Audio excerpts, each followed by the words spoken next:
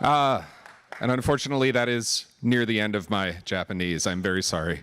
My name is Justin Richer, and we have heard a lot of things in the last few years about self-sovereign identity. And I am here today to tell you that your identity is in fact not self-sovereign, and that there is a better way that we should be looking at that.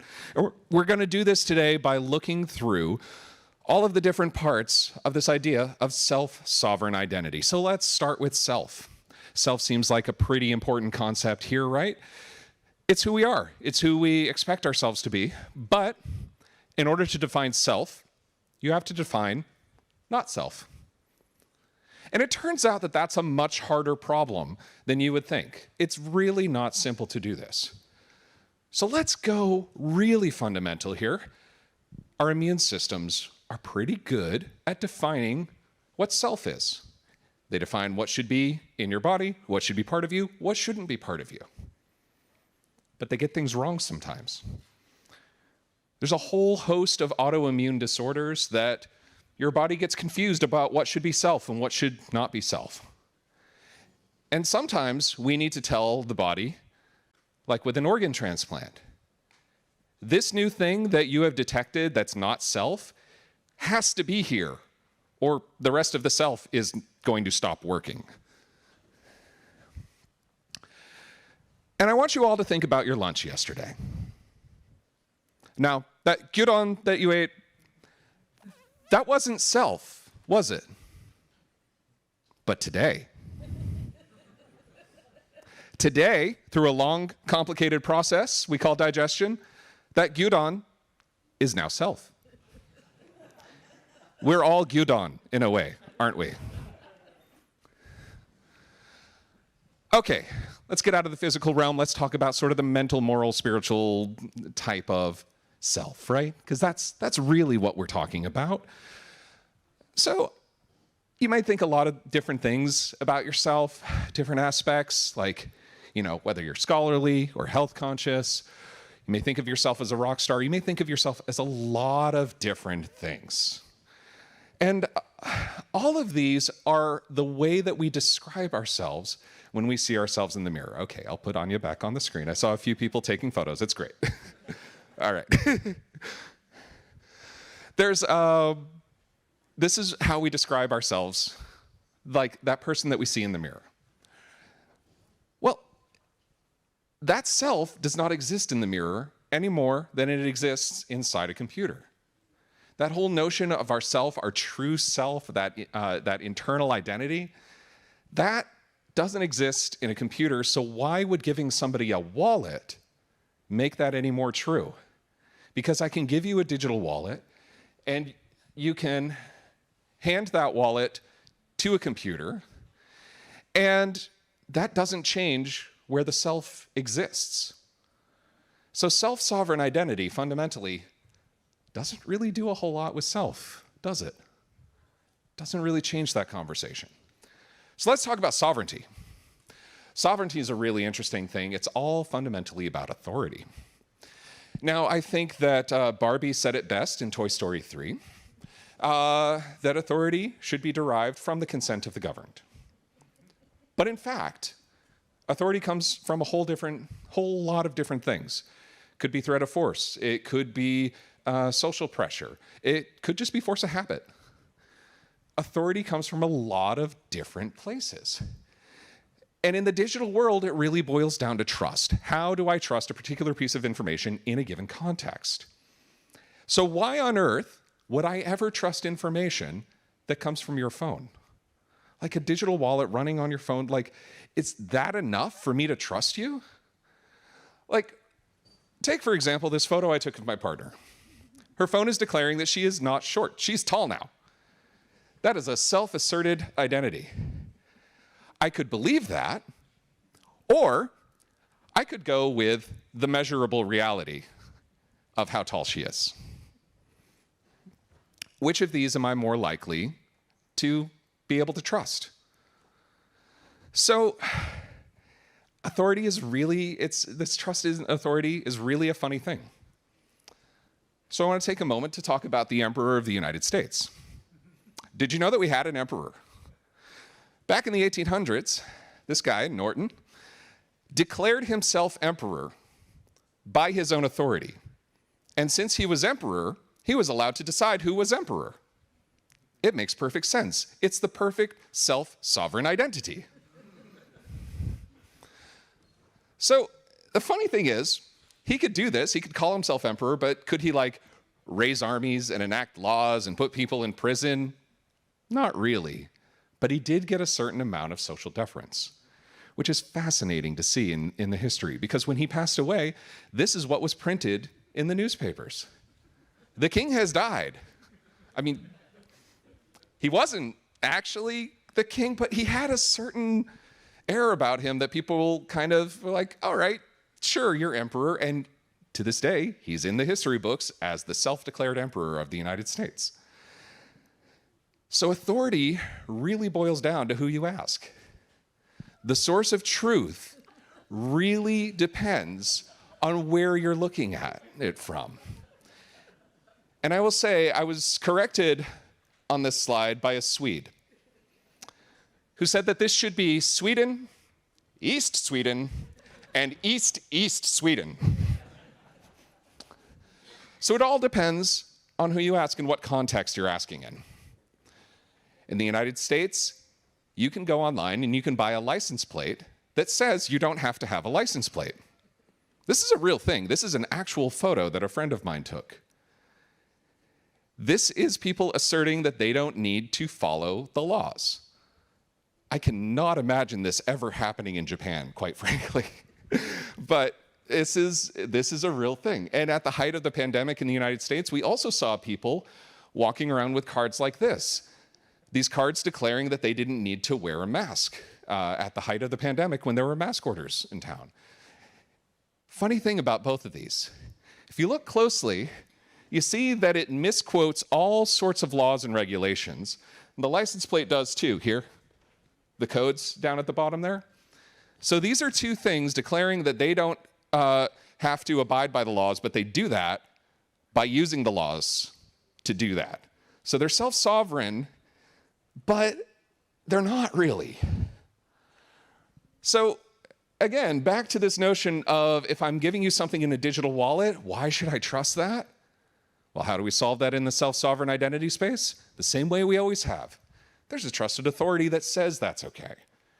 And that is an essential part of this three-party model of the self-sovereign world, which means that at the end of the day, self-sovereign identity doesn't really do anything different about sovereignty, does it? So let's talk about identity. Identity should be the easy part, right?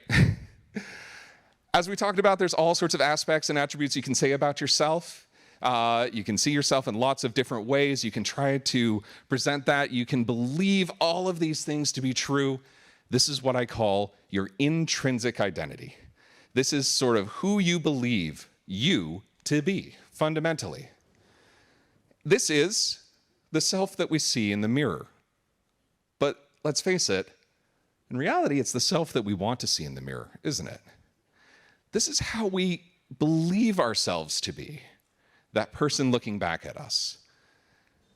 So how can I express that type of thing into a computer system? Because I want the computer to know who I am. These digital systems, they should know who I am. Well, I need a way to express that intrinsic identity outbound into these systems. And to be honest, we're really good at building that. We've built a lot of different persona-based systems throughout the ages that let me put different aspects of myself into the computer systems. These different parts of my personality. And I will say one thing about the entire digital wallet self-sovereign identity stack. It's really good at this part. I can put a bunch of attributes into a wallet and then look at that wallet and say, yep, that's what I say that I am. That's who I say that I am. And it allows me to do that reflection. But is that how identity works? Is it? So identity does not exist just by what I say. Identity exists in the mind of somebody else. My identity, I'm up here on stage, you guys have noticed a bunch of things about me. First, that I talk kind of loudly and I talk pretty quickly. My apologies to the interpreters. Going to say. And also that I wear glasses. And a bunch of you just looked up on stage to see if I actually was wearing glasses. Good on you for confirming that self-asserted attribute. Now, some of you may know me from a book that I've written that has gotten translated into Japanese, among other languages. And some of you might actually know me from a board game that I've done. But if you met me in a different context, you would make different assumptions about who I am. You would come to a different conclusion, a different set of attributes about my identity that you would then have about me. And that identity lives in you. So it kind of doesn't really matter as much what I say. The identity is what you decide it is.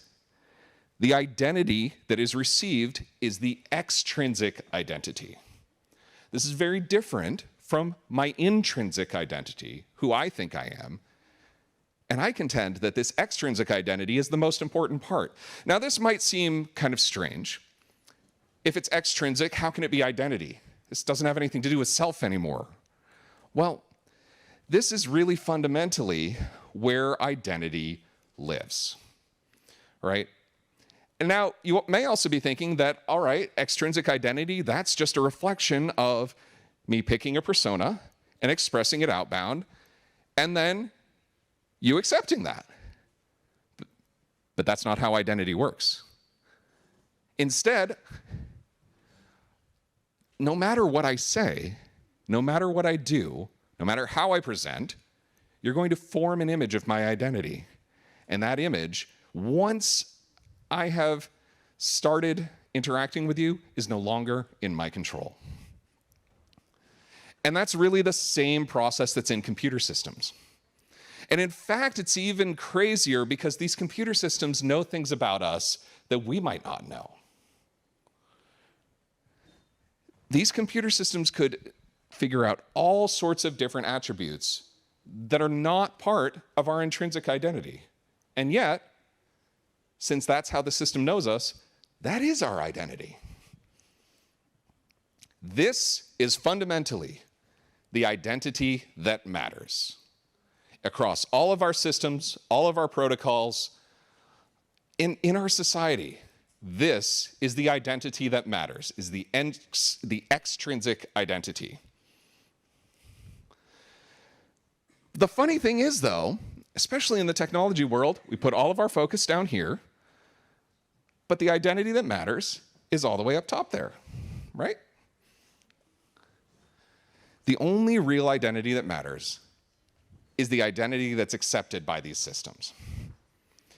So this is why anonymity matters, but again, we put all of our efforts into hiding the user, but the anonymity actually happens up here in the systems that are accepting this. This is why privacy regulations are so important. So self-sovereign identity doesn't really deal with the right identity either. And at the end of the day, this is the self-sovereign identity model. The self is here, the sovereignty is over there, the identity that matters is over there, and all the blockchain in the world is not going to fix this. So I think we need a new model. And I'm going to propose that we start thinking about identity in terms of a communication theory model. Now, communication science is a fascinating science because it's all about what one self can do to express to a different self. It's transferring information between minds. That's incredible. And it's been studied for a very long time.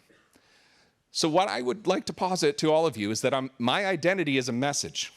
Fundamentally, my identity is a message. It's a message that I can send, and it's a message that you receive. Now, when we start looking at identity in that way, we can start to apply some math to it. Back in 1948, Dr. Shannon came up with the sender-receiver message model. Very foundational model, deals with noise, and it might not be communicated quite the right way, but this isn't a complete model of communication, of course. pretty soon we added in this notion of a feedback loop. So the receiver can interpret the message and send information back to the sender that will change how things happen over time. But this isn't a complete model either. And in fact, the fact that many people in the audience are hearing me through a translator, an interpreter, goes to show that messages are not simple. There are all kinds of translations that happen and contexts that happen. I've given this talk a few times, and that slide with the gyudon was a different food for each place that I've given this talk, right? Because if I came here and started talking about currywurst, I might make the Germans happy, but everybody else might be a little confused. The transmission in this system of my identity is imperfect in a lot of ways. And it's imperfect in some very measurable ways. For example, let's say you're building a system that needs to record somebody's gender. Seems to be a fairly simple problem.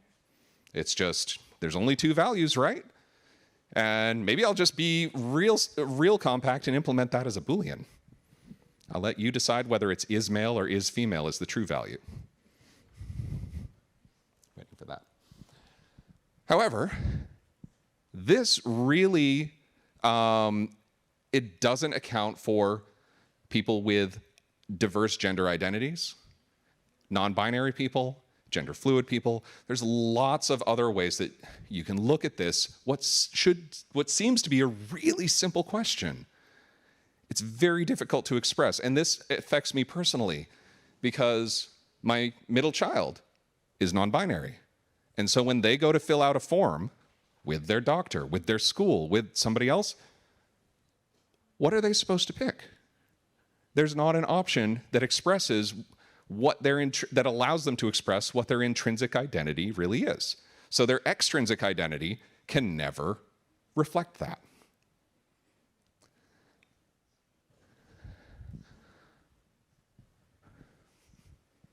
For another personal example, this is my youngest child's middle name.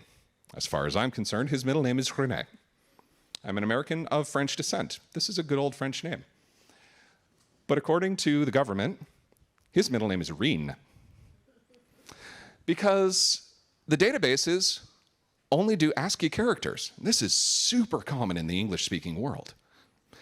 And even though we tell him his middle name is René, it will never actually be René in any of these express systems. For a more direct example, this is how I would spell my name. However, the Japanese language doesn't have good ways to express certain combinations of letters there. So this would be my name. I don't think of myself as, if I'm getting this right, Josephine? Josephine? There's extra vowels in there that aren't in my name.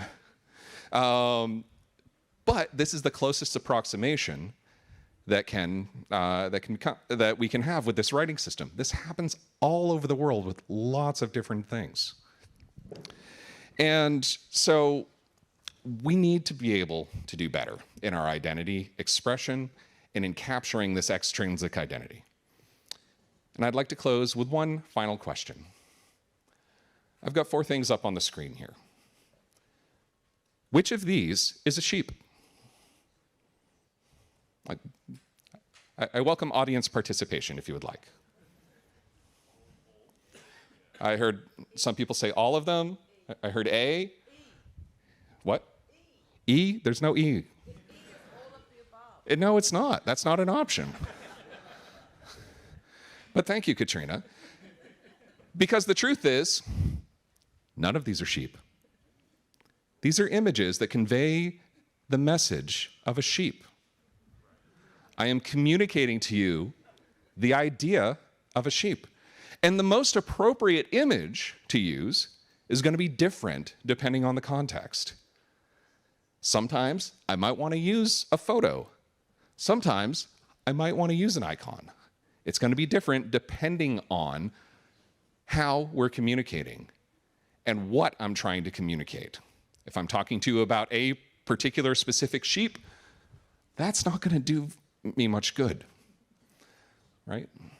But if I'm in a comic book, well, like the top one's not going to be it's not going to fit.